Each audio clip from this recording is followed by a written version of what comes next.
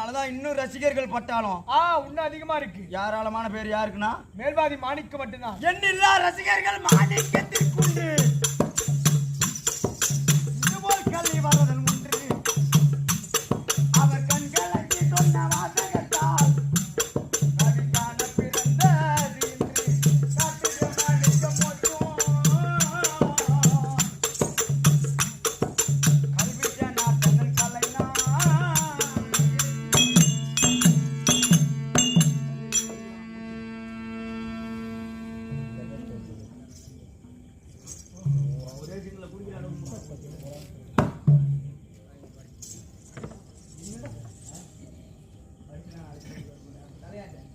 பொட்டிக்கார மேல கை வச்சு ஆளு லீவ் போடுறோம். பொட்டிக்கார ஆளுங்க மேல கை வச்சு அதனாலே